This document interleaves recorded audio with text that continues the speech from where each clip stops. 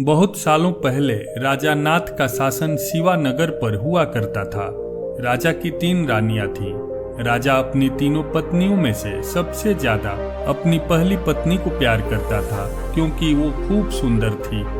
उसकी सुंदरता के कारण राजा दूसरी और तीसरी पत्नी पर ध्यान नहीं दे पाता था। वह अपनी दूसरी पत्नी को दोस्त मानता था और तीसरी पत्नी पर बिल्कुल गौर नहीं करता था।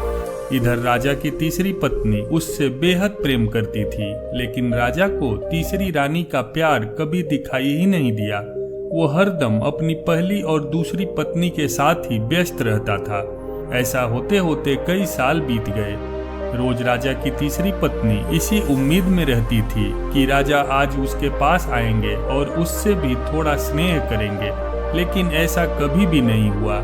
इसी तरह कुछ वर्ष बीत गए। एक दिन राजा नाथ अचानक से गंभीर बीमार हो गए। उनकी तबीयत देखते ही देखते खराब होती गई और उनके जीवित रहने की उम्मीद कम हो गई। तब राजा ने अपने पहले पत्नी को बुलावा भेजा। राजा की पहली पत्नी राजा के पास आई तो राजा ने उससे पूछा कि मेरे जीवित रहने की संभावना बहुत कम हो गई है और मैं अकेले नहीं मरना चाहता हूँ। क्या तुम मेरे साथ चलोगी? राजा की बातें सुनकर रानी ने उनके साथ जाने से मना कर दिया और कहने लगी कि अभी मेरा जीवन बचा हुआ है और मैं अभी और जीना चाहती हूँ। इसी वजह से मैं आपके साथ नहीं जा सकती।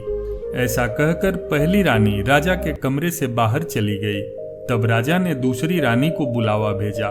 दूसरी रानी को जब पता चला कि राजा अपने अंतिम क्षण में है और वो अपने साथ अपनी पत्नी को लेकर जाना चाहते हैं, तो उसने राजा के पास जाने से ही मना कर दिया। अपनी दोनों प्रिय रानियों से निराश होकर राजा ने सोचा कि मैंने कभी अपनी तीसरी पत्नी को समय नहीं दिया और न ही उस पर प्यार जताया। अब मैं उसे कैसे बुला सकता हूँ? राजा ऐसा सोच ही रहे थे, तभी तीसरी रानी बिना बुलाए राजा के पास पहुँच गई। तीसरी रानी को राजा की इच्छा पहले से पता थी, इसलिए उसने सीधे राजा से कहा, स्वामी, मैं आपके साथ चलने के लिए तैयार हूँ। रानी की बात सुनकर राजा को बहुत खुशी हुई। साथ ही उन्हें इस बात के लिए दुख भी हुआ कि उसने सारी जिंदगी उस रानी से ठीक तरह से प्यार नहीं जताया, लेकिन यही मुझसे सबसे ज्यादा प्रेम करती है। ठीक उसी वक्त राजगुरु एक जाने माने वैद्य को लेकर महल में प्रवेश किए। उस वैद्य की औषधियों के द्वारा कुछ ही दिनों में राजा के स्वास्थ्य में सुधार होने लगा और वो पूरी तरह से ठीक हो गया। राजा ठीक होते ही अपनी तीसरी रानी से प्रेम करने लगा। हमेशा अपने करीब राजा ने अब तीसरी रानी को ही रखा और दोनों खुशी खुशी राजमहल में जीवन जीने लगे।